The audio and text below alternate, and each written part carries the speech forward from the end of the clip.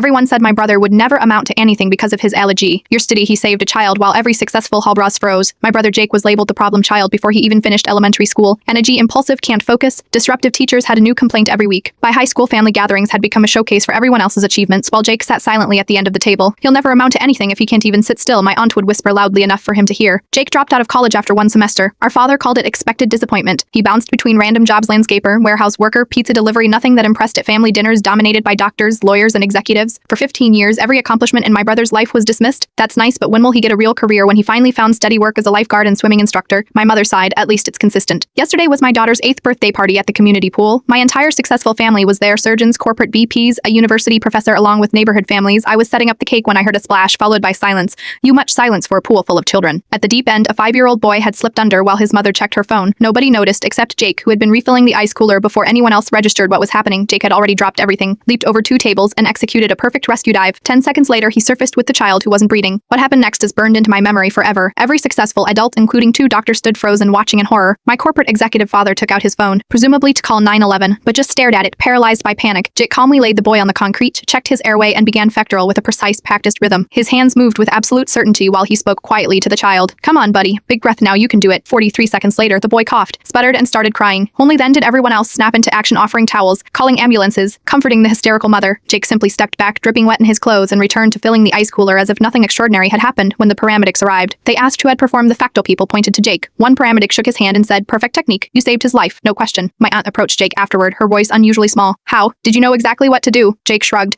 "I get recertified in water rescue and Vectol every 6 months. It's mostly muscle memory. But you were so unfocused," she said, struggling with the word. He smiled for the first time that day. Brought out, "I can focus just fine when it actually matters." Later, the boy's father came to thank Jake, barely holding back tears. Exclamation else just froze. "How can I ever repay you?" My brother, who has been dismissed his entire life, simply said, "Your son has amazing lungs. Maybe get him swimming lessons. I teach them Tuesday through Saturday." On the drive home, my daughter asked why Uncle Jake wasn't a doctor since he was so good at saving people. I didn't have a good answer. This morning, Jake texted me that 4 families from the party had signed up for his swimming classes. He also received a job offer from the city's advanced water rescue team. Turns out the ability to act decisively in chaos, something my unfocused brother has navigated his entire life, is actually a rare and valuable skill. Sometimes being successful and being valuable are entirely different things. It took us 15 years and 43 seconds to learn that lesson.